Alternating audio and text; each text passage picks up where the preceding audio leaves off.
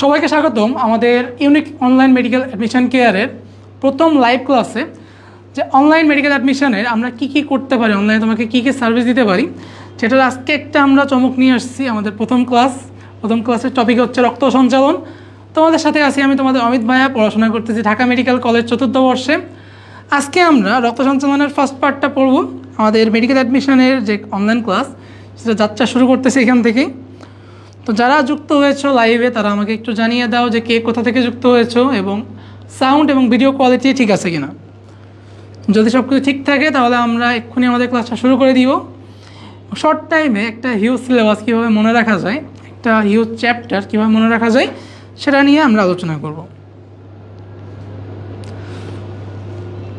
তো যারা যারা যুক্ত হয়েছো তারা একটু তোমাদের ফ্রেন্ডদেরকে মেনশন দিয়ে দাও এবং তার সাথে আমাকে জানিয়ে দাও যে ভিডিও এবং সাউন্ড কোয়ালিটি ঠিক আছে কিনা।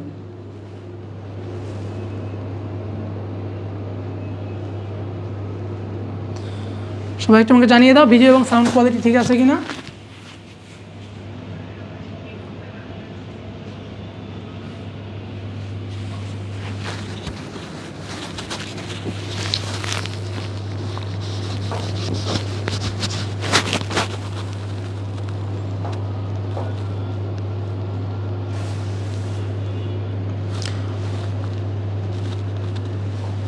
সবাই একটু আমাকে জানাও যে ভিডিও এবং সাউন্ড কোয়ালিটি ঠিক আছে কিনা। আমরা এক্ষুনি আমাদের ক্লাস শুরু করে দিব। সবাই যুক্ত হয়ে এখানে আমরা ক্লাস শুরু করে দিব।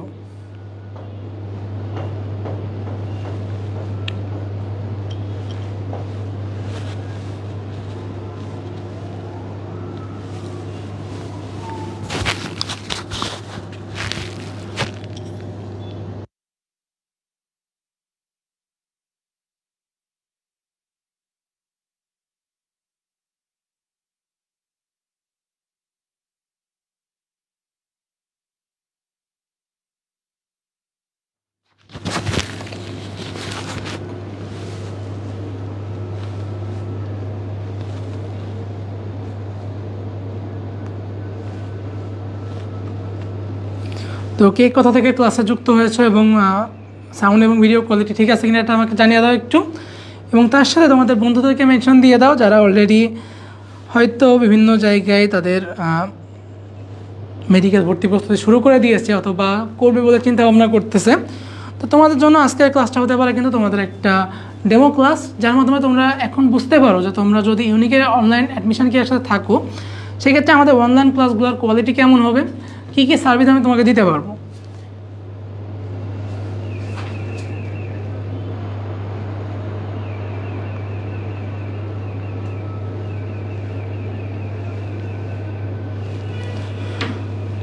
তো একটু আমাকে জানাই দিবা যে সাউন্ড ভিডিও কোয়ালিটি ঠিক আছে কিনা এবং তোমাদের ফ্রেন্ডদেরকে মেনশন দিয়ে দিবা। আমরা খুব দ্রুত ক্লাস শুরু করে দিব। তো কে কোথা থেকে ক্লাসে যুক্ত হয়েছে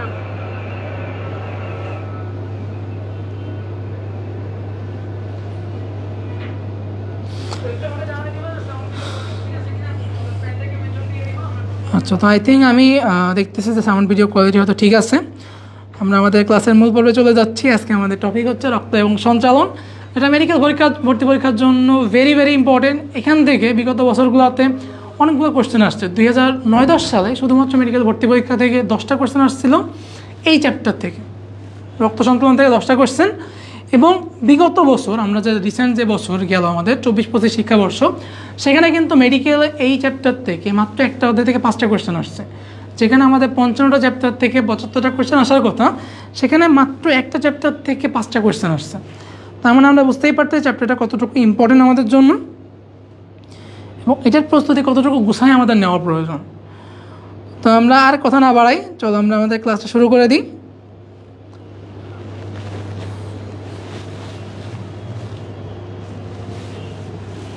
তো আমরা আজকে রক্ত সঞ্চালন দুইটা পার্ট নিয়ে পড়াশোনা করবো, একটা রক্ত, একটা সঞ্চালন। আমাদের দেহের যে সামগ্রিক সংবহন, এই সংবহন তন্ত্র আছে দুইটা। তার মধ্যে প্রধান সংবহন তন্ত্র হচ্ছে রক্ত সংবহন তন্ত্র, যেটা আমাদের সমগ্র দেহে যে বর্জ্য পদার্থগুলো আছে সেগুলো দেহ থেকে বাইরে নিয়ে আসে এবং পুষ্টি উপাদান যেগুলো আছে সেগুলো দেহের বিভিন্ন অঙ্গে পৌঁছায় দেয়। পুষ্টি উপাদান বা আমাদের যে অনাক্রম্যতন্ত্র বা ইমিউনিটির উপাদান, এগুলো আমাদের দেহের বিভিন্ন অংশে পৌঁছে দেয়। তো তার মধ্যে সবচেয়ে প্রধান হচ্ছে রক্ত সংবহন তন্ত্র, আরেকটা আছে হচ্ছে লসিকা তন্ত্র। এখন চিন্তা করো আমাদের রক্ত সংবহন তন্ত্র এটা হচ্ছে বদ্ধ সংবহন তন্ত্র, অর্থাৎ একটা নির্দিষ্ট পাইপলাইন, নির্দিষ্ট একটা পথের মধ্যে দিয়ে রক্ত সঞ্চালিত হচ্ছে। এখন আমি চিন্তা করি, আমি যদি একটা রাস্তার কথা চিন্তা করি, রাস্তার সাইডে ড্রেন আছে, বিভিন্ন আমাদের ড্রেন আছে বা ড্রেনেজ সিস্টেম আছে, এখান দিয়ে ঠিকমতো বর্জ্য পদার্থ চলে যাচ্ছে অন্য জায়গায়, অথবা যে জিনিসগুলো দরকার আমার, রাস্তার ড্রেনের কথা যখন বলছি, ময়লা চলে যাচ্ছে এক জায়গা দিয়ে। কিন্তু চিন্তা করো যে রাস্তার উপরে যে ময়লাগুলো আছে, তাহলে আমি যদি মানব দেহের সাথে জিনিসটাকে কম্পেয়ার করি, যে আমার দেহে ওই যে রক্তনালী যেখানে যেখানে আছে, সেখানে সেখানে যে পুষ্টি উপাদান আছে সেগুলো পরিবাহিত হচ্ছে, বর্জ্য পদার্থগুলো পরিবাহিত হচ্ছে। কিন্তু কোষের ফাঁকে ফাঁকে যেখানে কোনো প্রকার রক্তনালী নাই, রক্ত পৌঁছাচ্ছে না, সেখানে যে বর্জ্য পদার্থ বা সেখানে যে পুষ্টি উপাদান যাওয়ার ব্যাপার, সেটা কন্ট্রোল কী করবে? সেটা করবে হচ্ছে আমাদের লসিকাতন্ত্র। আমরা লাস্টের দিকে, আমাদের এই ক্লাসের লাস্টের দিকে লসিকাতন্ত্র নিয়ে বিস্তারিত আলোচনা করব। প্রথমে আলোচনা হচ্ছে আমাদের রক্ত সংবহনতন্ত্র বা রক্ত নিয়ে আলোচনা। তাহলে প্রথম বা সবচেয়ে আমাদের যেটা প্রধান সংবহনতন্ত্র, সেটা হচ্ছে রক্ত সংবহনতন্ত্র, এবং লসিকাতন্ত্রকে বলা হয় দ্বিতীয় সংবহনতন্ত্র। তাহলে এখন আসি আমরা আমাদের রক্ত সংবহনতন্ত্রের উপাদান কী কী আছে। টোটাল 3টা উপাদান আছে। কয়টা উপাদান? টোটাল 3টা উপাদান আছে রক্ত সংবহনতন্ত্রে। 3টা উপাদান কী কী? হৃৎপিণ্ড আছে, রক্ত আছে, রক্তবাহিকা আছে। তাহলে আমাদের যে মেইন জেনারেটর, যেটা আমাদের রক্ত সারা দেহে পৌঁছায় দিবে বা সারা দেহ থেকে ব্যাক নিয়ে আসবে, মেইন জেনারেটর হচ্ছে আমাদের হৃৎপিণ্ড। যে হৃৎপিণ্ডে প্রতিবার রক্ত যাচ্ছে, অবিশুদ্ধ রক্ত যায় বিশুদ্ধ হচ্ছে, বিশুদ্ধ রক্ত আবার সারা দেহে সঞ্চালিত হচ্ছে। এইটার জন্য যে একদম সেন্ট্রাল জিনিস বা সেন্ট্রাল পাম্প, সেটা হিসেবে কে কাজ করতেছে? সেটা হিসেবে কাজ করতেছে হচ্ছে হৃৎপিণ্ড। মানে হৃৎপিণ্ড আছে, মেশিন আছে, আমার কি জ্বালানি লাগবে না, বা তার মধ্যে কি একটা জিনিস দেওয়া লাগবে যেটা সংবহিত হবে, সেটা হচ্ছে রক্ত। এবং রক্তটা কোন জায়গাতে সংবাহিত হবে? বিভিন্ন রক্তবাহিকা বা রক্তনালী দিয়ে সংবাহিত হবে। তো এটা হচ্ছে আমাদের রক্ত সংবহনতন্ত্রের মেইন পার্ট। এবার আসো, রক্ত সংবহনতন্ত্র নিয়ে বিভিন্ন বিজ্ঞানী বা বিভিন্ন চিকিৎসক যারা আছেন, তারা বিভিন্ন কাজ করে গেছে, যেগুলো আমাদের জন্য কিন্তু মাইলস্টোন।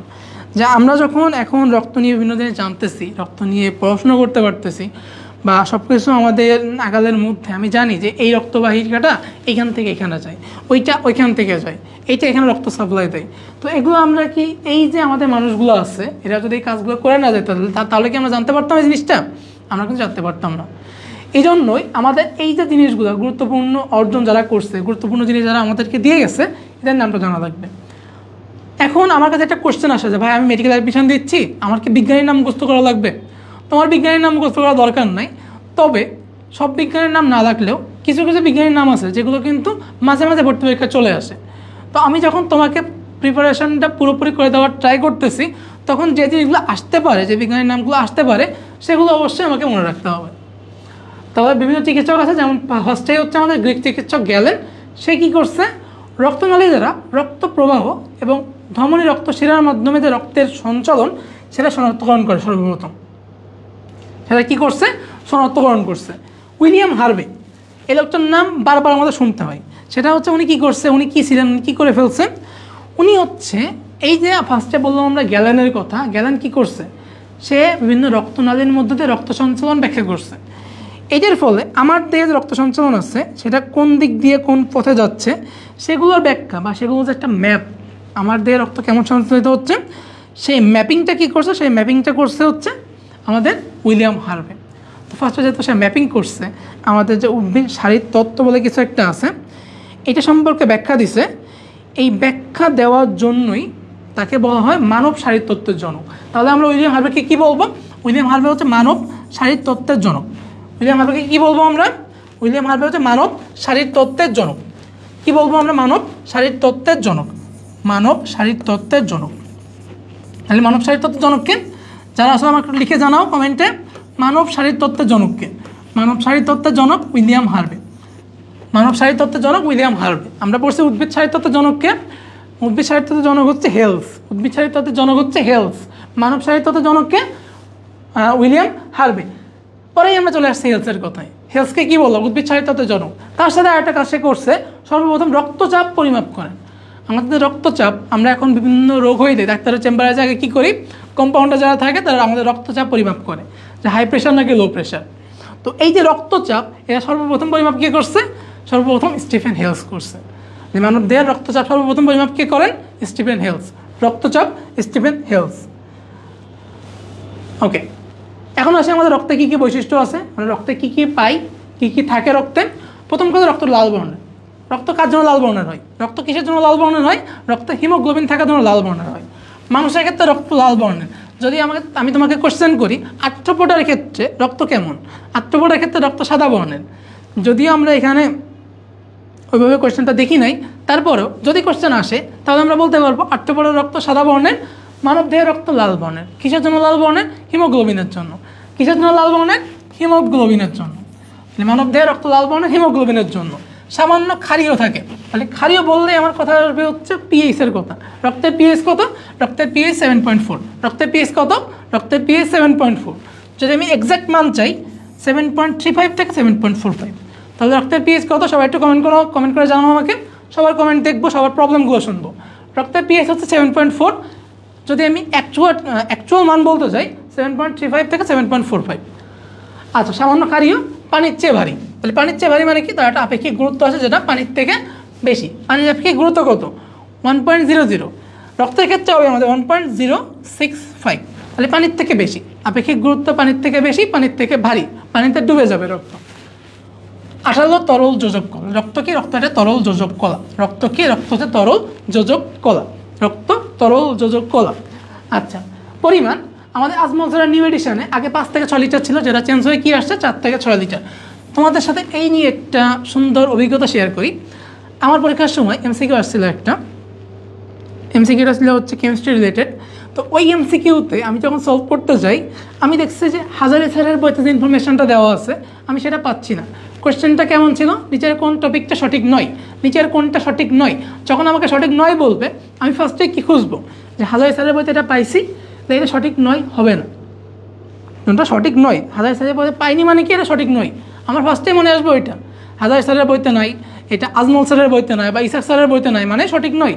কিন্তু পরে যখন আমি এক্সাম হল থেকে বেরোয় আসি, তারপর দেখি ওই জিনিসটা কবির স্যারের বইতে রাইট দেওয়া আছে। এটা কবির স্যারের ইনফরমেশান। এই জন্য যখনই আমরা পড়াশোনা করব একদম আপডেটেড ইনফরমেশান পড়বো, কারণ প্রতি বছর মেডিকেলে আপডেটেড ইনফরমেশান দেয়। অন্যান্য রাইটারের ইনফরমেশান যদি পড়িও সেটা কম্পেয়ার করে পড়বো। আচ্ছা, তাহলে রক্তের পিএইচ কত? রক্তের পিএইচ 7.4। রক্তের পরিমাণ 4 থেকে 6 লিটার। মহিলাদের ক্ষেত্রে রক্তটা একটু কম, 4 থেকে 5 লিটার। তাহলে মেয়েদের মন খারাপ করার কিছু নাই, রক্তের পরিমাণ সামান্য কম। ম্যাক্সিমাম জিনিসই পাবো হচ্ছে মহিলাদের দেহে পরিমাণ সামান্য কম। এটা সবসময় পেয়ে থাকতেছি, এটা নিয়ে মন খারাপ করার কিছু নাই। মন খারাপ করলে ওটা চেঞ্জ হবে না। তাহলে রক্তের পরিমাণ কত? পুরুষের হচ্ছে 4.6 লিটার, 4 থেকে 6 লিটার। স্ত্রী দেহে 4 থেকে 5 লিটার। রক্তের তাপমাত্রা, যেটা আমাদের কক্ষ তাপমাত্রা আছে 36 থেকে 38 ডিগ্রি সেলসিয়াস, এটাই হচ্ছে রক্তের তাপমাত্রা। এটা কিসের মাধ্যমে মেনটেন হয়? বা এটা মেনটেন হচ্ছে যকৃতের মাধ্যমে। তাহলে রক্তের তাপমাত্রা মেনটেন কে করে? রক্তের তাপমাত্রা মেনটেন করে যকৃৎ। রক্তের তাপমাত্রা মেনটেন কে করে? রক্তের তাপমাত্রা মেনটেন করে যকৃৎ।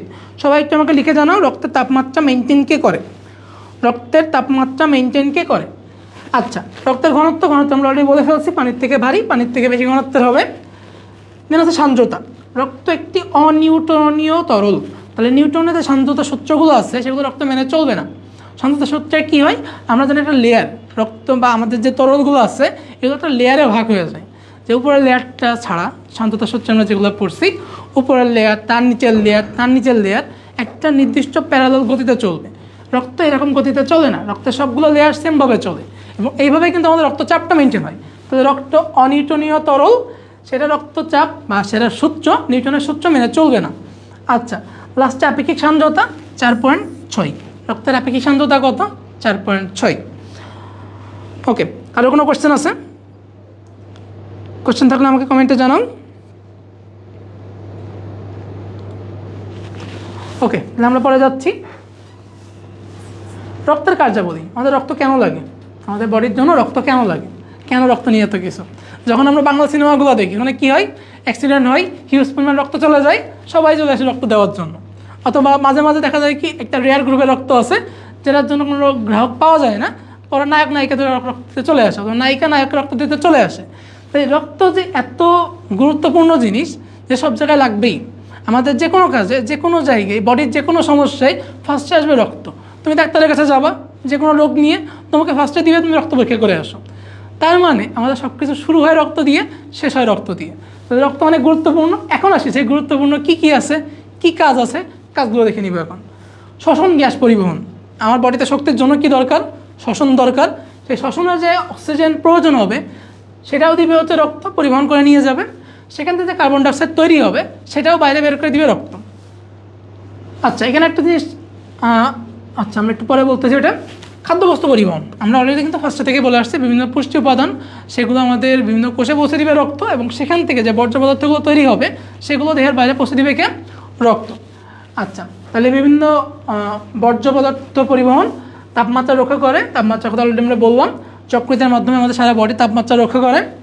বিভিন্ন রোগ জীবাণুর প্রতিরোধ, আমরা যখন এরপরে সে রক্তকণিকা পড়বো, সেই রক্তকণিকাকে বলা হয় আমাদের দেহের আণুবীক্ষণিক সৈনিক। অর্থাৎ আমার দেহে যখন বাইরে থেকে কেউ আসতেছে, আমাদের দেশে যেমন সৈনিক আছে, তো আমার দেহে যখন বাইরে থেকে কেউ আসবে তখন তাকে ইনস্ট্যান্টলি অ্যাটাক করবে কে? ইনস্ট্যান্টলি অ্যাটাক করবে হচ্ছে রক্ত। এই জন্য রক্তকে কী বলা হয়? রক্তকে বলা হয় দেহের আণুবীক্ষণিক সৈনিক। এর মাধ্যমে রোগ জীবাণু প্রতিরোধ করে। সঞ্চয় ভাণ্ডার, দেহের সঞ্চয় ভাণ্ডার, আমাদের দেহে প্লাজমা প্রোটিনের একটা বড় সঞ্চয় ভাণ্ডার হিসেবে কাজ করে কিন্তু রক্ত। প্লাজমা প্রোটিনের সঞ্চয় ভাণ্ডারকে রক্ত। রক্তক্ষরণ প্রতিরোধ করবে। আমাদের বিভিন্ন তঞ্চন ফ্যাক্টর আছে, ক্লটিং ফ্যাক্টর আছে, তার মধ্যে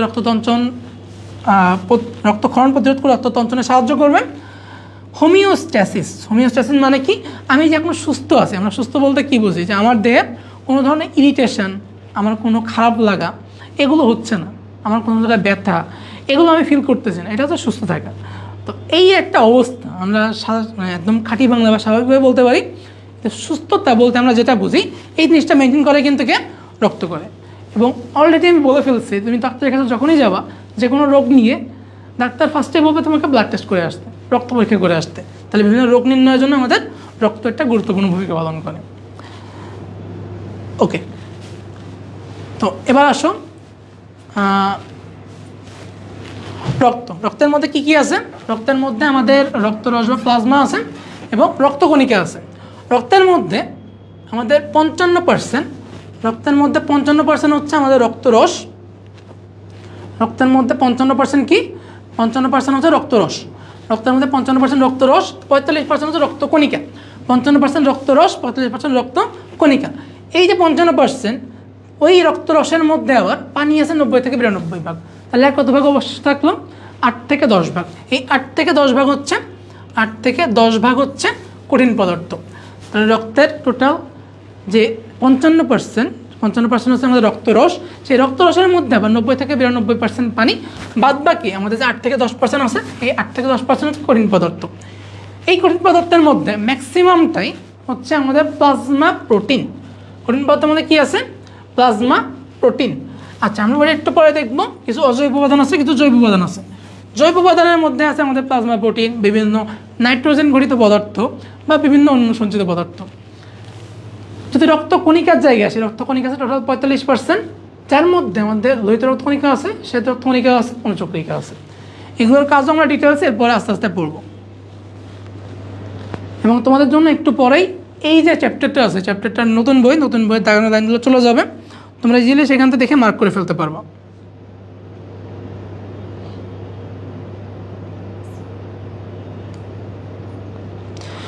সাদিয়া আক্তার বলছে ক্লাস কখন থেকে হচ্ছে? ক্লাস হচ্ছে 7:30 থেকে। আমরা আজকে একটু লেট করে ফেলছি। পরের আমাদের প্রতিদিন রুটিন ওয়াইজ পেজে দেওয়া হবে ক্লাস কখন হবে, কোন টিচার ক্লাস নেবে। তোমরা সবাই একটু ফ্রেন্ডদেরকে মেনশন দিয়ে দিবা, ব্যারেনদেরকে জানিয়ে দিবা, শেয়ার করে দিবা আমাদের রুটিনগুলো। নেক্সট এক সপ্তাহ আমরা আমাদের মেডিকেলের যে পেইড বা প্রিমিয়াম ব্যাচের ক্লাসগুলো আছে সেগুলো তোমাদের জন্য উন্মুক্ত করে দিব, যাতে তোমরা ডিসিশন নিতে পারো আমরা কেমন সার্ভিস দিব, আমরা কি কি তোমাদের সামনে উপস্থাপন করতে পারবো। একটা চ্যাপ্টারের বা একটা টপিকের আমাদের যে কনসেপ্টটা কতটুকু ক্লিয়ার করবে তোমাকে, সেটা কিন্তু আমরা এখানে তোমাকে বুঝাই দিতে পারবো। তাহলে আমরা যাচ্ছিলাম যে রক্তকণিকা কতগুলো আছে? 3 প্রকার, লোহিত রক্তকণিকা, শ্বেত রক্তকণিকা, অনুচক্রিকা। শ্বেত রক্তকণিকা আবার 2 প্রকার, অদানাদার এবং দানাদার। অদানাদার আছে কে? লিম্ফোসাইট আছে, মনোসাইট আছে। দানাদারের মধ্যে নিউট্রোফিল, ইউসিনোফিল, বেসোফিল। আচ্ছা, আসো আমরা এগুলো ডিটেলস আবার পরে পড়বো, এগুলো বিস্তারিত পড়বো আমরা। তো আমরা জৈব উপাদান যেটাই ছিলাম, আমাদের রক্তরসের যে জৈব উপাদান 8 থেকে 10%, তার মধ্যে এই যে 8 থেকে 10% বললাম, তার মধ্যে আমার 8 থেকে 10%-এর মধ্যে 7.5%ই হচ্ছে প্লাজমা প্রোটিন। কত পার্সেন্ট প্লাজমা প্রোটিন ভাইয়া? 8 থেকে 10%-এর মধ্যে 7.5%ই প্লাজমা প্রোটিন, মানে ম্যাক্সিমাম প্রায় 90%ই হচ্ছে প্লাজমা প্রোটিন। তাহলে রক্তের যে জৈব উপাদান আছে তার মধ্যে ম্যাক্সিমাম পোর্শন যে 8 থেকে 10%, তার প্রায় 90%ই হচ্ছে প্লাজমা প্রোটিন। যদি আমি এটাকে অ্যাকচুয়াল আমাদের গ্রাম বা ভরে প্রকাশ করতে যাই তাহলে 6 থেকে 8 মিলিগ্রাম পার ডেসিলিটার। তাহলে কতটুকু প্লাজমা প্রোটিন আছে আমাদের? 7.5%, 6 থেকে 8 মিলিগ্রাম পার ডেসিলিটার। কী কী প্লাজমা প্রোটিন আছে? প্লাজমা প্রোটিন আছে albumin, globulin, প্রথমবিন, fibrinogen. Albumin, globulin, প্রথমবিন, fibrinogen. এটা আমরা কীভাবে মনে রাখবো? এটা আমরা মনে রাখবো GPA5 দিয়ে। কী দিয়ে মনে রাখবো? GPA5 দিয়ে। জিতে কি? জিতে হচ্ছে গ্লোবিউলিন, পিতে প্রথমবিন, এতে হচ্ছে অ্যালবুমিন, 5তে ফাইব্রিনোজেন। তাহলে আমাদের প্লাজমা প্রোটিন কী কী আছে? Albumin, globulin, প্রথমবিন, fibrinogen. কী কী আছে? Albumin, globulin, fibrinogen, প্রথমবিন। Albumin, globulin, fibrinogen, প্রথমবিন। তবে আমার সাথে রিপিট করবো, ক্লাসের পর ক্লাসে মুখস্থ হয়ে যাবে। আচ্ছা, এখন আসো যে আমরা একটু দেখি যে এগুলোর কাজ কী। আমাদের এইগুলো যে জিনিসগুলো আছে প্লাজমা প্রোটিন কেন লাগে, এগুলোর কাজ কী? অ্যালবুমিন কী করে? অ্যালবুমিন হচ্ছে আমাদের রক্তচাপ বাড়ায়। কী করে? আমাদের রক্তচাপ, যেটা আমরা আগেই পড়লাম, রক্তচাপ একটা গুরুত্বপূর্ণ জিনিস, রক্তচাপটা বাড়ায়। গ্লোবিউলিন কী করে? গ্লোবিউলিন হচ্ছে, আমরা ইমিউনোগ্লোবিনের নাম শুনছি, যারা 10 অধ্যায় পড়ে আসছো মানব জীবনের প্রতিরক্ষা, মানবদেহের প্রতিরক্ষা, তারা কিন্তু ইমিউনোগ্লোবিনের নাম শুনছো। ওইটা হচ্ছে এক ধরনের গ্লোবিউলিন প্রোটিন। তাহলে সেটাই কী করবে? সেটা আমাদের প্রতিরক্ষায় সাহায্য করবে। কিসে সাহায্য করবে? এটা হচ্ছে প্রতিরক্ষায় সাহায্য করবে। আচ্ছা, লাস্টে যে দুইটা আছে প্রথমবিন, ফাইব্রিনোজেন, এই দুইটাকে আমরা দেখবো ক্লটিং ফ্যাক্টরের মধ্যে। তাহলে এরা কি করে? এরা হচ্ছে রক্ত তঞ্চনে সাহায্য করে। রক্ত তঞ্চনে সাহায্য করে। কিসে সাহায্য করে? রক্ত তঞ্চনে। অ্যালবুমিন করে রক্তচাপ নিয়ন্ত্রণ, গ্লোবিউলিন প্রতিরক্ষায়, প্রথমবিন, ফাইব্রিনোজেন হচ্ছে রক্ত তঞ্চনে সাহায্য করে। আচ্ছা, আমাদের প্রোটিনবিহীন যে নাইট্রোজেন জাতীয় পদার্থগুলো আছে, পরীক্ষার প্রশ্নে আসে কোনটা প্লাজমা প্রোটিন, কোনটা প্লাজমা প্রোটিন নয়, কোনটা নাইট্রোজেন জাতীয় প্রোটিন বা নাইট্রোজেন জাতীয় পদার্থ অথবা পদার্থ নয়। তো রক্তের নাইট্রোজেন জাতীয় পদার্থ কী কী আছে? ইউরিয়া আছে, ইউরিক অ্যাসিড আছে, ক্রিয়েটিনিন, জ্যান্থিন, হাইপোজ্যান্থিন, অ্যামোনিয়া। কীভাবে মনে রাখবো এগুলো? আমরা হাইজ্যাক দিয়ে মনে রাখতে পারি। কী দিয়ে মনে রাখবো? হাইজ্যাক দিয়ে। কী দিয়ে মনে রাখবো?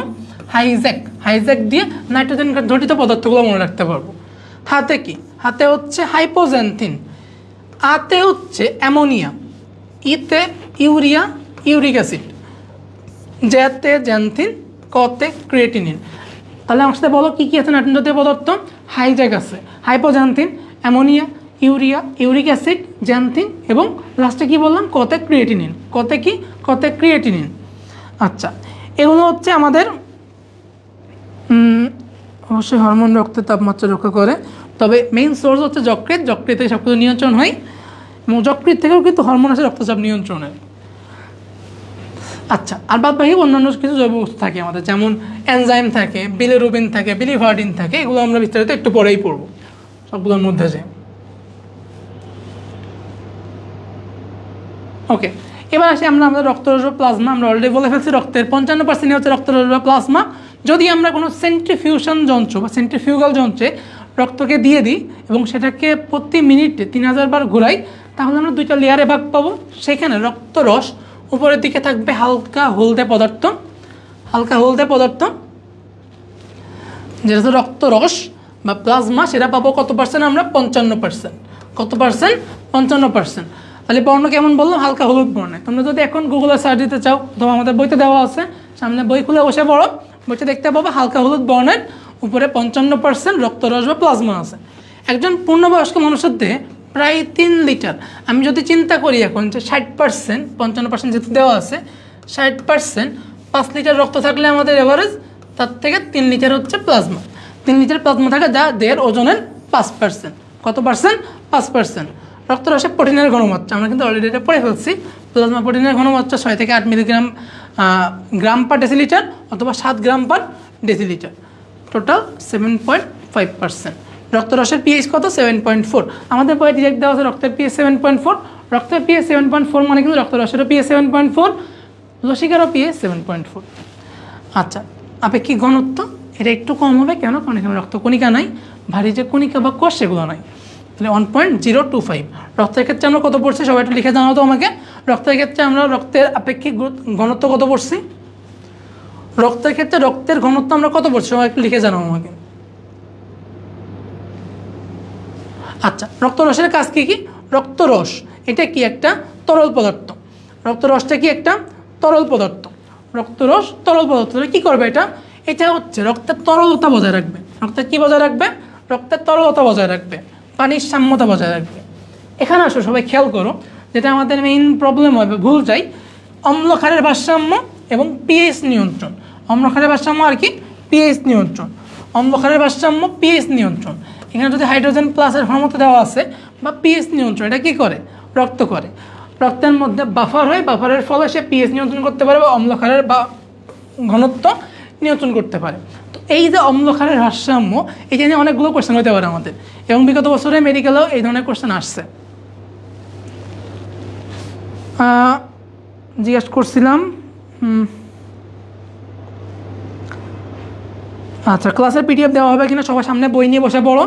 ক্লাসের পিডিএফ আমাদের দাগানো বই, পিডিএফ দেওয়া হবে, 4 কালিতে দাগানো বই, বিভিন্ন জায়গায় ইম্পর্টেন্ট তথ্য, বিগত বছরের মেডিকেল আসার তথ্যগুলো সবগুলোর দাগানো বই 4 কালিতে পিডিএফ দেওয়া হবে, তোমাদের জন্য মোটামুটি এনাফ। এর বাইরেও যারা আমাদের সাথে যুক্ত হবা, আমাদের যে ইউনিকের জিস্ট বুকটা আছে, সেই জিস্ট বুকে কিন্তু এক্সট্রা রাইটার যে ইনফরমেশনগুলো আছে সবগুলো এক জায়গায় করে দেওয়া আছে। তুমি যদি ওইখান থেকেই জাস্ট তোমার মূল বইতে মার্ক করে নিতে পারো, মূল বইতে নোট করে নিতে পারো, তোমার কিন্তু আর রিভিশন টাইমে এক্সট্রা কোনো বইয়ের প্রয়োজন হবে না, এক্সট্রা কোনো ব্যাচ বা টিচারেরও প্রয়োজন হবে না। তো আমি তোমাকে এইটুকু কনফার্মেশন দিতে পারি, যারা আমাদের সাথে যুক্ত হবো 100% প্রিপারেশন নিয়ে তোমরা পরীক্ষা হলে যেতে পারবো। তোমাদের ক্লাসের পরে তোমাদেরকে দাগানো বই পিডিএফ দিয়ে দেওয়া হবে, তোমরা সবাই বই দাগায় পড়া শুরু করে দিবা। আচ্ছা, তাহলে প্লাজমা প্রোটিনের কথা বললাম। প্লাজমা প্রোটিনের কাজ কি? অবিশ্রমণিক চাপ বা রক্তের আমরা যে চাপ, সেই চাপটা বজায় রাখে, বিভিন্ন রক্তকণিকা ধারণ করে। আমরা যে টপিকে ছিলাম সেটা হচ্ছে অম্লক্ষারের ভারসাম্য।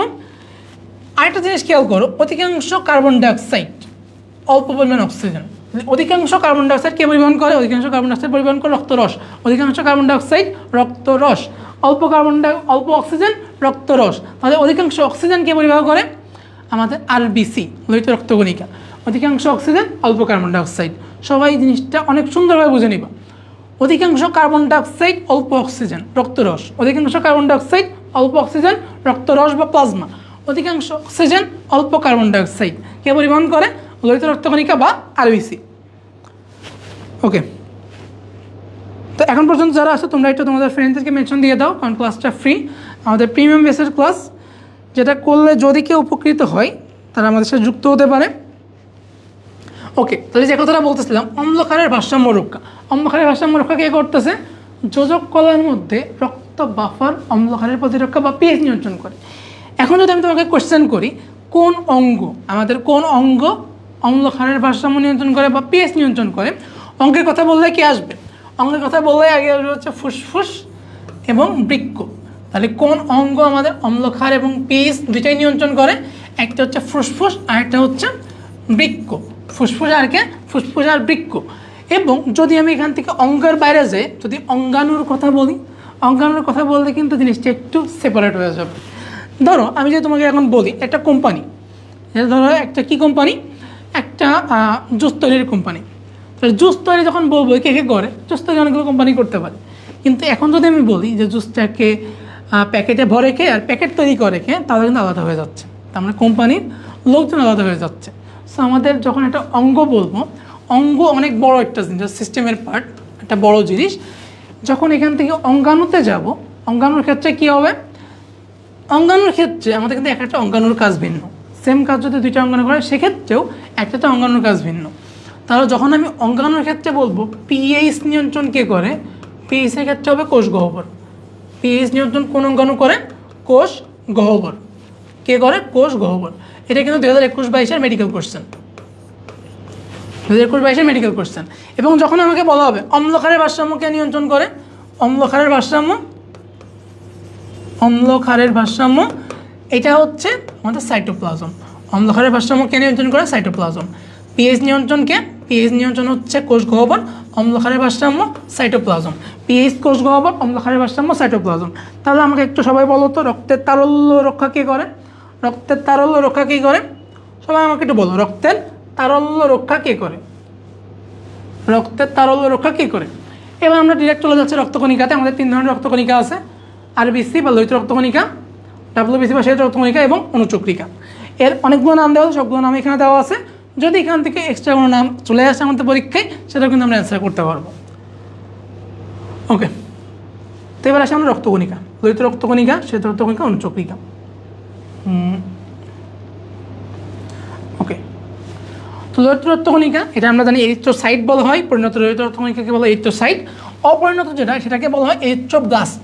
তার মানে একদম শুরুতে যেটা হবে অপরিণত লোহিত রক্তকণিকা, সেটাকে বলা হয় এরিথ্রোব্লাস্ট।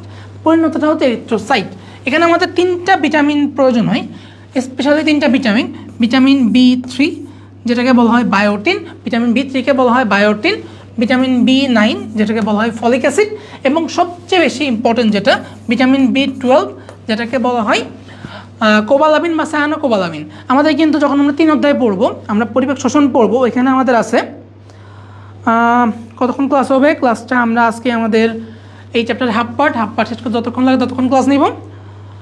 পিএইচ নিয়ন্ত্রণটা বুঝি নাই। পিএইচের ক্ষেত্রে যদি আমাদেরকে বলা হয় যে কোন অঙ্গ পিএইচ নিয়ন্ত্রণ করবে, অঙ্কের ক্ষেত্রে হচ্ছে আমরা বৃক্ক বা ফুসফুস দিব। যখন কোন কলা বলবে, তরল যোজক কলার ক্ষেত্রে রক্ত। এবং যখন অঙ্গাণুর কথা বলবে, অঙ্গাণুর ক্ষেত্রে পিএইচ নিয়ন্ত্রণ করে কে? কোষ গহ্বর। অঙ্গাণুর ক্ষেত্রে পিএইচ কে নিয়ন্ত্রণ করে? কোষ গহ্বর নিয়ন্ত্রণ করে। আচ্ছা, তাহলে আমরা কি বললাম? B3, B9, B12। B12টা হচ্ছে আমরা কোথায় পড়ছি? আমরা পরিপাক শোষণ চ্যাপ্টারে পড়ছি। ইন্ট্রিনসিক ফ্যাক্টর কিসে হেল্প করে? ভিটামিন B12 শোষণে হেল্প করে। তাহলে যদি ভিটামিন B12 শোষণ না হয়, তাহলে কি এই এরিথ্রোব্লাস্ট অপরিণত রক্তকণিকা যেটা, সেটা কি আরবিসিতে কনভার্ট হবে? এটা কিন্তু আরবিসিতে কনভার্ট হবে না। তাহলে যদি আমার দেহে আরবিসি কম থাকে, রক্ত কম থাকে, সেটাকে কি বলবো আমরা? অ্যানিমিয়া বলবো। তাহলে অ্যানিমিয়া হয় কিসের জন্য? ভিটামিন B9 বা ভিটামিন B12 এগুলোর জন্য অ্যানিমিয়া হয়। তাহলে এটা বললাম এরিথ্রোব্লাস্ট, যদি এই অবস্থা থাকে সেটাকে আমরা অ্যানিমিয়া বলতে পারি। তাহলে অপরিণত লোহিত রক্তকণিকা, সেখানে নিউক্লিয়াস থাকে, সেটাকে বলা এরিথ্রোব্লাস্ট। যখন এটা পরিণত হয়ে যাবে, পরিণত এই যে সৃষ্টির প্রক্রিয়া বলতেছি, এটাকে বলা হয় এরিথ্রোপয়েসিস। পরিণত লোহিত রক্তকণিকা নিউক্লিয়াসবিহীন। তাহলে অপরিণত বাচ্চার ক্ষেত্রে নিউক্লিয়াস ছিল, যখন সে পরিণত হয়ে গেছে নিউক্লিয়াস নাই। পরিণত রক্তকণিকার ক্ষেত্রে কি? নিউক্লিয়াস নাই। দ্বি অবতল, তাহলে নিউক্লিয়াসবিহীন পরিণত রক্তকণিকা বা আরবিসি এবং দ্বি অবতল। পরিণত কি? নিউক্লিয়াসবিহীন এবং দ্বি অবতল। অপরিণত ক্ষেত্রে নিউক্লিয়াস যুক্ত ছিল। পরিণত ক্ষেত্রে একটা জিনিসে আসি, স্তন্যপায়ী যারা আছে, স্তন্যপায়ীর ক্ষেত্রে পরিণত লোহিত রক্তকণিকা নিউক্লিয়াসবিহীন। স্তন্যপায়ী বাদে অন্য যে কেউ হইলে তার ক্ষেত্রে কি? নিউক্লিয়াস যুক্ত। তাহলে এখন যদি আমি কোশ্চেন করি যে ভাইয়া ব্যাং, উট, মাছ, বাদুর, তিমি, কাদের ক্ষেত্রে নিউক্লিয়াস আছে, কাদের ক্ষেত্রে নাই? ব্যাংকে স্তন্যপায়ী, ব্যাং কিন্তু স্তন্যপায়ী না। তাহলে ব্যাঙের ক্ষেত্রে নিউক্লিয়াস থাকবে? থাকবে না। ব্যাং কিন্তু রক্তকণিকায়। আচ্ছা, ব্যাং স্তন্যপায়ী না মানে কি? রক্তকণিকায় নিউক্লিয়াস থাকবে। কি হবে? নিউক্লিয়াস থাকবে। ব্যাঙের ক্ষেত্রে রক্তকণিকায় নিউক্লিয়াস থাকবে। আচ্ছা, উট কি? উট হচ্ছে স্তন্যপায়ী। উট যদি স্তন্যপায়ী হয়, লোহিত রক্তকণিকায় নিউক্লিয়াস থাকবে না। মাছ স্তন্যপায়ী না, তার মানে থাকবে। বাদুর স্তন্যপায়ী, তার মানে থাকবে না, নিউক্লিয়াস থাকবে না। পরিণত রক্তকণিকায় নিউক্লিয়াস থাকবে না। তিমির ক্ষেত্রে, সবাই তোমাকে অ্যান্সার করো, তিমির ক্ষেত্রে পরিণত রক্তকণিকায় নিউক্লিয়াস থাকবে কি না? তিমির ক্ষেত্রে পরিণত রক্তকণিকায় নিউক্লিয়াস থাকবে কি না? সবাই একটু কমেন্ট করে জানাও আমাকে। রক্তের গড় ব্যাস হচ্ছে 7.3 মাইক্রোমিটার, গড় স্থূলতা বা পুরুত্ব হচ্ছে 2.2 মাইক্রোমিটার। চলো আগাই আমরা। রক্তের সংখ্যা, প্রতি ঘন সেন্টিমিটারে ভ্রূণদেহের ক্ষেত্রে রক্ত বেশি থাকে, কারণ তাদের ক্ষেত্রে তৈরি হচ্ছে। অল্প জায়গায় অনেক বেশি থাকে। প্রতি ঘন মিলিমিটারে 80 থেকে 90 লক্ষ থাকে ভ্রূণের ক্ষেত্রে। শিশু থেকে কতটুকু থাকবে? শিশু 70-60, শিশু 60 থেকে 70। পুরুষের ক্ষেত্রে পুরুষ পথে 50, 50 থেকে 54। স্ত্রীদের থাকবে কম। স্ত্রীদের প্রথম থেকে বলে আসতেছি সব কিছুই কম থাকে। তাহলে 44 থেকে 49 থাকবে। আচ্ছা, লোহিত রক্তকণিকার ক্ষেত্রে যদি এই যে আমরা বললাম, আমরা ধরি 50 লাখ হচ্ছে আমাদের এস্টিমেটেড এভারেজ। যদি এর থেকে 25% বেড়ে যায়, 25% বা তার বেশি বেড়ে যায়, যদি 65 লক্ষর বেশি হয়ে যায়, সেটাকে বলি আমরা পলিসাইথেমিয়া। পলি মানে কি? পলি মানে বেশি। পলি মানে কি? পলি মানে বেশি। সাইট আসছে কোষ থেকে, লোহিত রক্তকণিকা, এরিথ্রোসাইট। পলিসাইথেমিয়া, মিয়া মানে রক্ত। যদি রক্ত বেড়ে যায়, সেক্ষেত্রে তাকে বলবো কি আমরা? পলিসাইথেমিয়া। যদি আরবিসি বেড়ে যায় 25%-এর বেশি, সেটাকে বলবো পলিসাইথেমিয়া। আচ্ছা, এখন বায়োলজিতে যেখানে এ থাকে, এ মানে কি নাই, মিয়া মানে কি রক্ত, তার মানে যেখানে রক্ত নাই সেটা হচ্ছে অ্যানিমিয়া। রক্ত নাই সেটাকে কী বলবো? অ্যানিমিয়া। রক্ত যেখানে কম আছে, 50 লক্ষ থেকে 25% কম হলে সেটাকে বলবো অ্যানিমিয়া। আচ্ছা, থ্যালাসেমিয়া কি? থ্যালাসেমিয়া হচ্ছে আমাদের বংশগত রোগ। থ্যালাসেমিয়া, হিমোফিলিয়া এগুলো রক্ততঞ্চন জটিলতা জনিত আমাদের বংশগত রোগ। তাহলে এগুলোর ক্ষেত্রে কিন্তু সংখ্যা কম বা বেশি এটা কিন্তু অন্যান্য কোনো কারণ নির্ভর করে না, এটা বংশগত আমাদের জিনগত কারণ এটার উপর ডিপেন্ড করে। ওকে, তো এখন পর্যন্ত সবাই বুঝতে থাকেন, সবাই জানাও আমাকে একটু সব কিছু বুঝতে থাকেন এখন পর্যন্ত।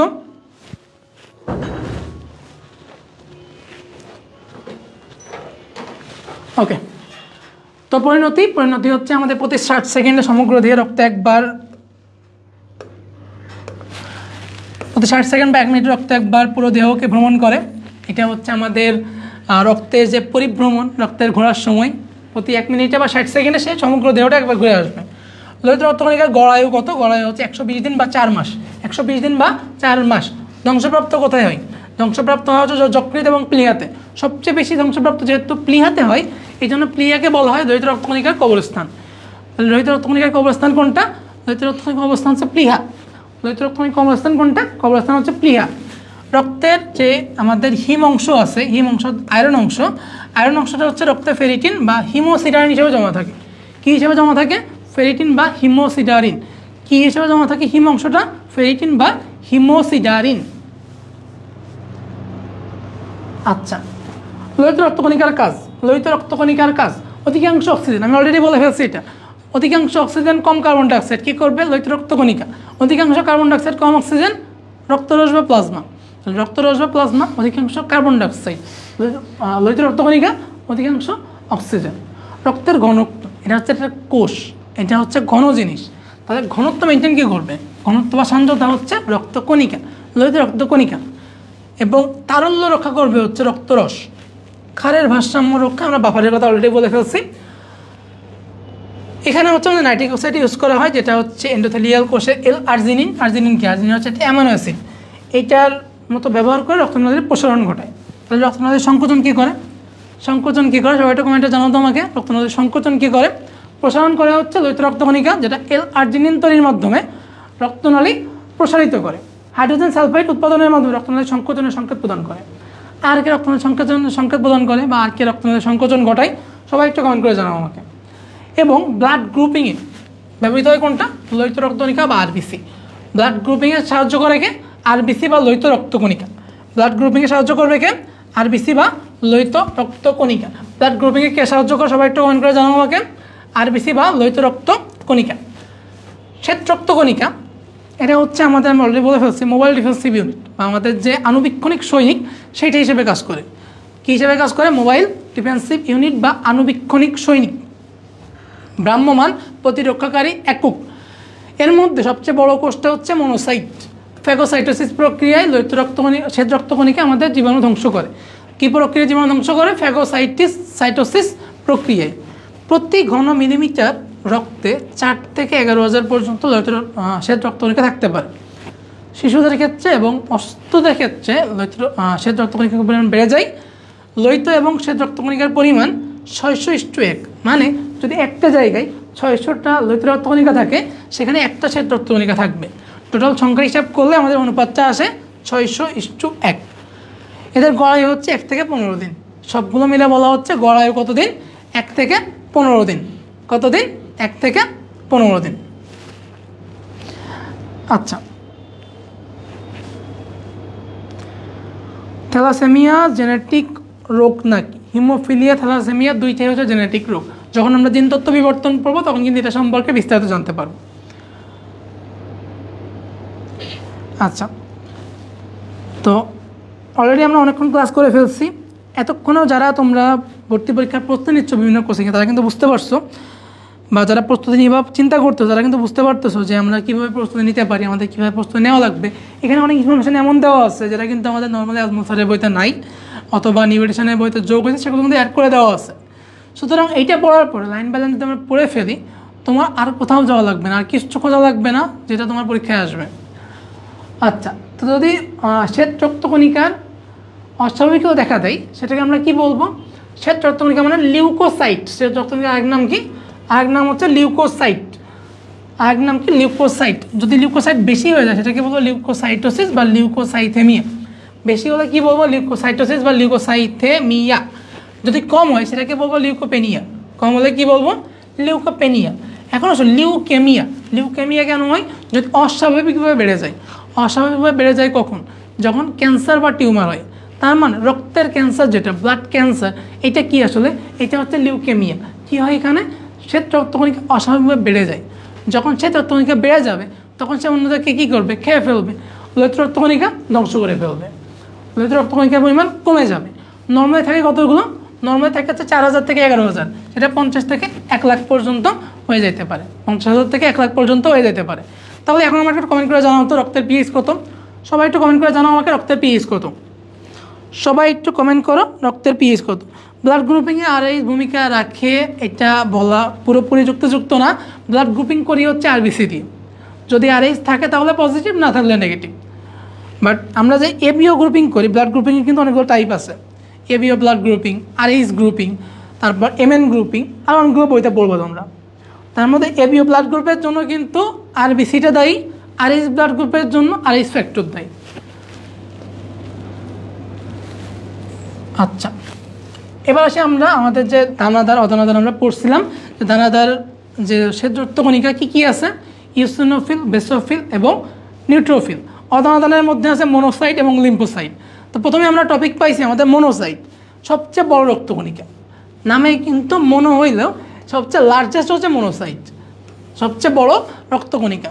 এদেরকে রাবিশ কালেক্টিং সেল বলা হয়। আমার বডিতে যেসব বাইরের জিনিসগুলো আসে, বাইরে থেকে জিনিসগুলা, ধুলোবালি, ধুলোবালি তো বাইরে থেকে ঢুকবে না বডিতে, বাট যেগুলো ঢুকবে সেটা জীবাণু হইতে পারে, রোগ জীবাণু হইতে পারে, বা অন্য কোনো ফরেন পার্টিকেল হইতে পারে, সেগুলোকে কালেকশন করে বাইরে বের করে দেয় কে? এই মনোসাইট।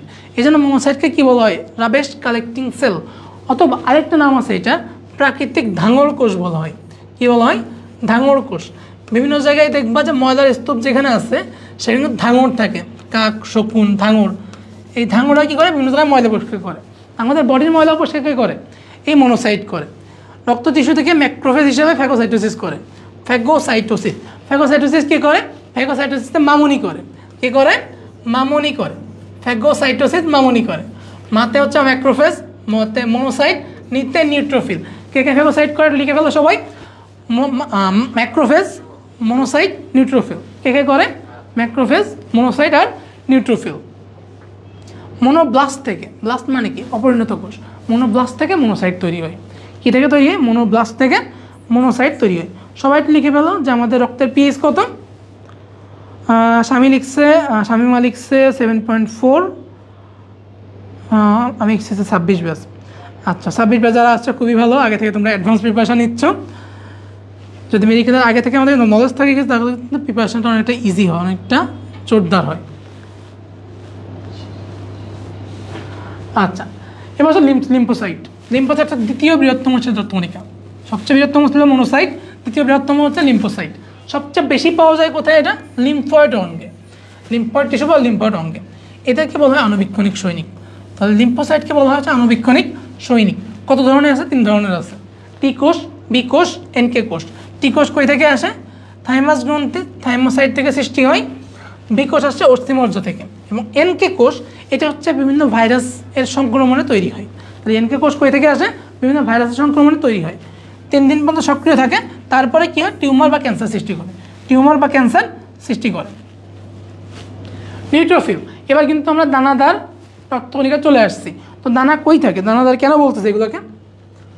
এখানে তো দানা থাকে আমাদের সাইটোপ্লাজমে। কই থাকে? সাইটোপ্লাজমে। সাইটোপ্লাজমে এদের যে দানা থাকে সেই এদের কি নিউক্লিয়াস আছে না নাই? নিউক্লিয়াস আছে। নাই কোনটাই? লোহিত রক্তকণিকায় নাই, অনুচক্রিকায় নাই। এদের ক্ষেত্রে নিউক্লিয়াস আছে। নিউক্লিয়াস কত দানাযুক্ত সেটার মাধ্যমে এদেরকে দানাদার বলা হচ্ছে। তাহলে এটা ফ্যাগোসাইটোসিস করবে মনে পড়ে ফেললাম। ফ্যাগোসাইটোসিস কে কে করে? মামুনি করে। Macrophage, monocyte, neutrophil. আচ্ছা, এটা পুষ গঠন করে ফ্যাগোসাইটোসিসের মাধ্যমে, ঠিক আছে। এবার হচ্ছে আমাদের ইওসিনোফিল, বেসোফিল। ইওসিনোফিল কী করে? যখন রক্তে ক্রিমিল লার্ভা বা অ্যালার্জিক কোনো জীবাণু প্রবেশ করে, ক্রিমিল লার্ভা বা অ্যালার্জিক জীবাণু এগুলোকে ধ্বংস করে। হাইপার সেন্সিটিভিটি বা অনাক্রমতা যে ইমিউনিটি আমাদের সেগুলোতে ভূমিকা পালন করে। কখন ইউসিনোফিল বেড়ে যায়? ইউসিনোফিল বাড়ে কখন? যখন অ্যালার্জিক রিয়াকশন হয়, পরজীবী সংক্রমণ হয়, প্লিহা বা স্নায়ুতন্ত্রের বিভিন্ন রোগ হয়, কোলাজেন সংক্রান্ত রোগ হয়। এইসব ক্ষেত্রে কী হয় আমাদের? এইসব ক্ষেত্রে ইউসিনোফিল বেড়ে যায়। এইসব ক্ষেত্রে কী হয়? ইউসিনোফিল বেড়ে যায়। আচ্ছা, বেসোফিল। বেসোফিল হচ্ছে হেপারিন এবং হিস্টামিন তৈরি করে। বেসোফিল হেপারিন এবং হিস্টামিন তৈরি করে। এই লাইনটাই বেসোফিল হচ্ছে হেপারিন এবং হিস্টামিন তৈরি করে। এই লাইনটাই ঘুরে ফিরে বারবার আমাদের চলে আসে, ঘুরে ফিরে বারবার চলে আসে। বেসোফিল হেপারিন এবং হিস্টামিন তৈরি করে। বেসোফিল কী তৈরি করে? হেপারিন তৈরি করে এবং হিস্টামিন তৈরি করে। বেসোফিল হেপারিন হিস্টামিন তৈরি করে। মেডিকেল ভর্তি পরীক্ষা বারবার ঘুরে ফিরে এই জিনিসটা চলে আসে। তো হেপারিনের কাজ কি, হিস্টামিনের কাজ কি? আমাদের এখানে লেখাটা একটু উল্টাই গেছে। হেপারিন হচ্ছে রক্তনালীর অভ্যন্তরীণ রক্ত জমাট বাঁধতে ব্যাহত করে এবং হিস্টামিন যেটা আছে আমাদের রোগ প্রতিরোধ ক্ষমতা বাড়ায় দেয়। তাহলে হিস্টামিন কী করে? রোগ প্রতিরোধ ক্ষমতা বাড়ায়। হেপারিন রক্তনালীর মধ্যে রক্ত জমাট বাঁধাকে প্রতিরোধ করে। তো এখন পর্যন্ত সব কিছু ঠিক আছে কিনা, আর কোনো প্রবলেম আছে কিনা জানাও আমাকে একটু।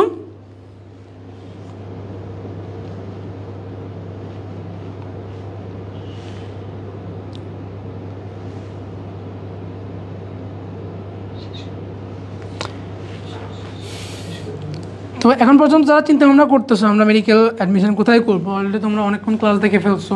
আমাদের নেক্সট উইক টোটালটাই ফ্রি ক্লাস যাবে। তোমরা এখনও কনফিউশন থাকলে তোমরা সেই ক্লাসগুলো ফলো করতে পারো। এবং শুধুমাত্র তোমাদের জন্য সবচেয়ে মিনিমাম কস্টে, যাতে তোমাদের পারিবারিক কোনো চাপ না পড়ে, মিনিমাম কস্টে একদম ঘরে বসেই, বাইরে ব্যাগপত্র গোছাই নিয়ে কোথাও থাকার কোনো দরকারই নাই, বাসায় বসে একদম প্রিমিয়াম সার্ভিস। এবং যেহেতু সেন্ট্রাল কোচিং, আমরা ইউসিসির অঙ্গসংস্থান, ইউসিসির মতো 40 বছরের একটা প্রতিষ্ঠান থেকে কিন্তু তোমরা হায়েস্ট সার্ভিসটা পাবা। ইউনিক তোমাদেরকে একদম হায়েস্ট সার্ভিসটা দিবে মেডিকেল অ্যাডমিশনের জন্য। এই ক্লাসের পিডিএফটা দেওয়া হবে কিনা, এই ক্লাসের দেখানো বইয়ের পিডিএফ দেওয়া হবে, সেটা তোমরা দেখে বই দেখা নিতে পারবো। আচ্ছা, তো এখন আমাদের টপিক যেটা, সেটা হচ্ছে এখান থেকে আমাদের আর কি কোয়েশ্চেন আসছে। আমরা এই যে দানাদার পদার্থগুলো বললাম, যে দানাগুলো আমরা কীভাবে শনাক্তকরণ করতে পারবো, কীভাবে চিনতে পারবো হচ্ছে লিশম্যান রঞ্জকে। লিশম্যান রঞ্জকে আমাদের নিউট্রোফিল হচ্ছে নিউট্রাল থাকে। নিউট্রোফিল কেমন থাকে? নিউট্রাল থাকে, সে কোনো প্রকার বর্ণ দিবে না। যেটা ইউসিনোফিল দিবে হচ্ছে আমাদের লাল বর্ণ। ইওসিন রঞ্জকে লাল বর্ণ দেয়। ইওসিন রঞ্জকে লাল বর্ণ দেয়। বেসোফিল সে লিশম্যান রঞ্জকে নীল বর্ণ দেয়।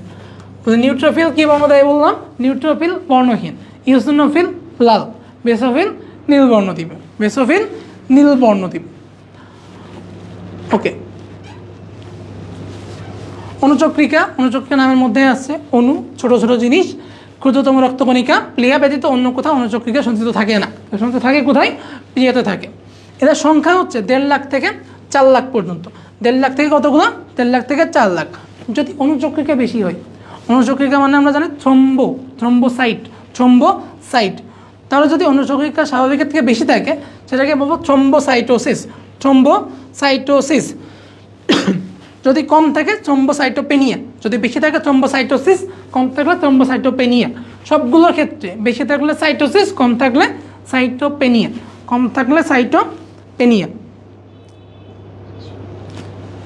আচ্ছা, অনুচক্রিকার কাজ কি? এরা তো রক্ততন্ত্রের সাথে যতগুলো ফ্যাক্টর আছে ফ্যাক্টরগুলোকে ক্ষরণ করে রক্ততন্ত্রে সাহায্য করে। তার সাথে আরেকটা জিনিস চলে আসছে আমাদের সেরোটোনিনের কথা আমরা বলছিলাম, রক্তনালীর সংকোচন ঘটায়। তাহলে একটা ছিল আমাদের হাইড্রোজেন সালফাইড, আরেকটা হচ্ছে সেরোটোনিন, রক্তনালীর সংকোচন ঘটায়। এবং নাইট্রিক অক্সাইড যেটা আছে আর্জিনিন তৈরির মতো রক্তনালীর প্রসারণ ঘটায়। আচ্ছা, এখন তোমাদের জন্য কিছু কোয়েশ্চেন আছে, কোয়েশ্চেনগুলো সবগুলোই ভর্তি পরীক্ষায় আসা।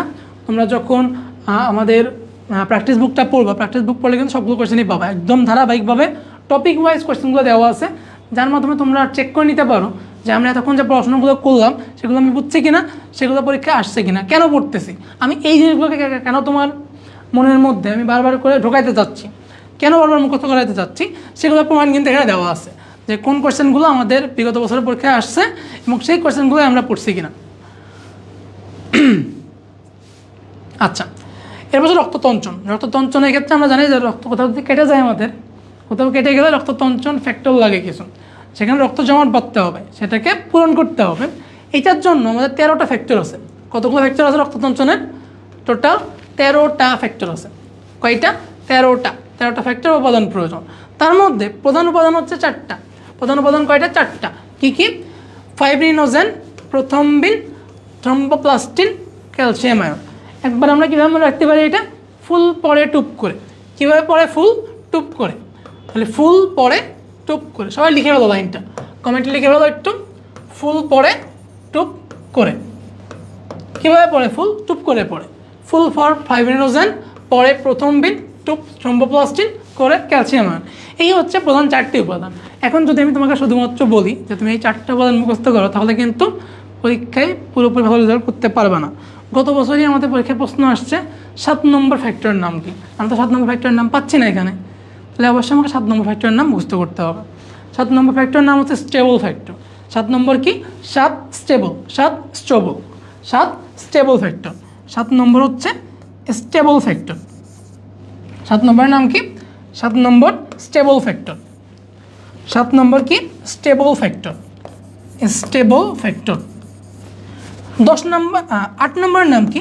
8 নম্বর এবং 9 নম্বর কিন্তু আমরা 11 অধ্যায়ে পড়ব। 8 নম্বরের নাম হচ্ছে অ্যান্টিহিমোফিলিক ফ্যাক্টর। 8 নম্বরের নাম কি? অ্যান্টিহিমোফিলিক ফ্যাক্টর বা অ্যান্টিহিমোফিলিক ফ্যাক্টর।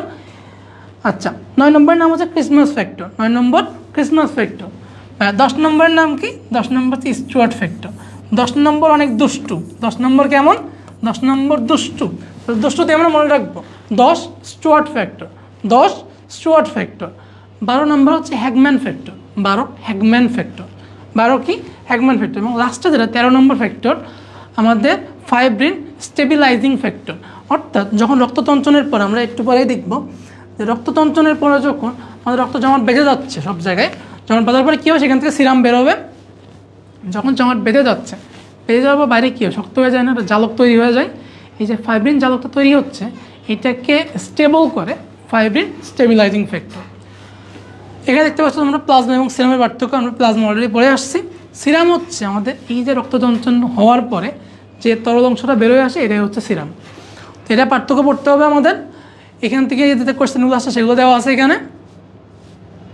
আমাদের লাস্টের টপিক হচ্ছে লসিকাতন্ত্র। আমরা লসিকাতন্ত্র নিয়ে আগে অল্প স্বল্প আলোচনা করছি, যে কোষের ফাঁকে ফাঁকে যে পদার্থগুলো আছে সেগুলো বহনের জন্য যে জিনিসটা দরকার সেটা হচ্ছে লসিকা। সেই লসিকা একটা তন্ত্র আছে, যার উপাদান কয়টা? উপাদান হচ্ছে 2টা। প্রধান উপাদান কয়টা? উপাদান 2টা। প্রধান উপাদান কয়টা? প্রধান উপাদান হচ্ছে 2টা। একটা হচ্ছে লসিকা নালী, একটা হচ্ছে লসিকা গ্রন্থি। লসিকা নালী, লসিকা গ্রন্থি। কোথায় কোথায় বেশি থাকে? এগুলো ঘাড়ে থাকে, বগলে থাকে, কুকচিতে থাকে। লসিকা গ্রন্থি এখানে লিম্ফ নোডের সংখ্যা হচ্ছে 400 থেকে 700টা। লিম্ফ নোডের সংখ্যা কয়টা? 400 থেকে 700টা। লিম্ফ নোড 400 থেকে 700টা। টোটাল 5 ধরনের লসিকা গ্রন্থি আছে আমাদের। প্রথম হচ্ছে লিম্ফ নোড। কয়টা বললাম? 400 থেকে 700টা। কয়টা? 400 থেকে 700। ক্যাপসুলের মতো অংশ এবং লসিকা লিম্ফ নোডে পরিশ্রুত হয়। টনসিল। টনসিল ছোটোবেলায় আমাদের একটু যদি আমরা এখানে হাত দিই, উঁচু উঁচু দেখা যায়, তো বাবা মারা বলে টনসিল হয়েছে, অথবা আমরা এই বারবার গুতাই টনসিল হয়েছে কিনা, আমরা গুতাই এখানে। টনসিল যে লিম্ফ নোড সেটা কিন্তু আমাদের এখানে থাকে। আমাদের 3 ধরনের টনসিল আছে: প্যালাটাইন, অ্যাডেনয়েড, লিঙ্গুয়াল। আমরা টনসিলাইটিস বা টনসিল যেটা বললাম, এটা বলতে আমরা বুঝাই প্যালাটাইন টনসিলকে। যদি টনসিলের প্রদাহ হয় সেটাকে বলবো টনসিলাইটিস। ভাইরাস বা ব্যাকটেরিয়া আক্রমণ যদি টনসিল ব্যথা হয় সেটাকে বলবো কি? টনসিলাইটিস। যদি অপারেশন করে টনসিল অপসারণ করে, কিন্তু কেটে ফেলাকে বলা হয় একটমি। তাহলে টনসিলেক্টমি, কেটে ফেলা, একটমি, তার মানে টনসিলেক্টমি। টনসিল কেটে ফেলাকে কী বলবো? টনসিলেক্টমি। কেটে ফেলাকে কী বলবো? টনসিলেক্টমি।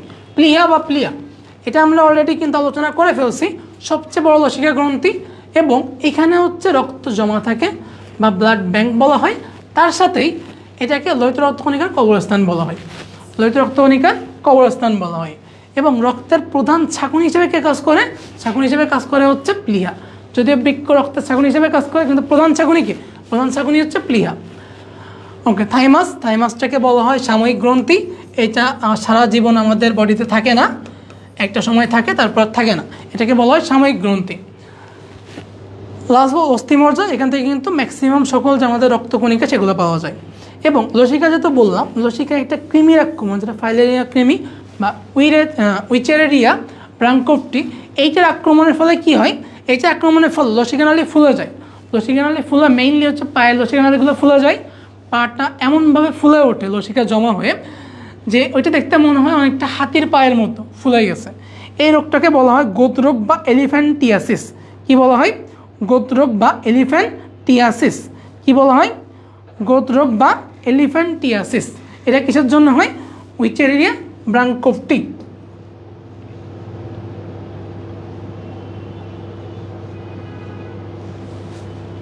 আচ্ছা, লসিকার কাজ অলরেডি আমরা কিন্তু বলে ফেলছি কিছু কিছু। কারণ লিম্ফোসাইট মনোসাইট থাকে যার মাধ্যমে কী হবে, আমাদের প্রতিরক্ষা হবে। এছাড়া দেহের যে কোষগুলো, যে রসগুলো আছে বিভিন্ন কোষের ফাঁকে ফাঁকে, সেগুলোকে পরিশ্রবণ করে নিয়ে আসে। এবং antigen presenting cell, antigen presenting cell কী কী আছে আমরা 10 অধ্যায় পড়বো, তাও এখানে বলে ফেলছি একবার। বিকোষ আছে, ডেনড্রাইটিক কোষ আছে, বিকোষ, ডেনড্রাইটিক কোষ, ম্যাক্রোফেজ, এগুলো হচ্ছে আমাদের এপিসি বা অ্যান্টিজেন প্রেজেন্টিং সেল।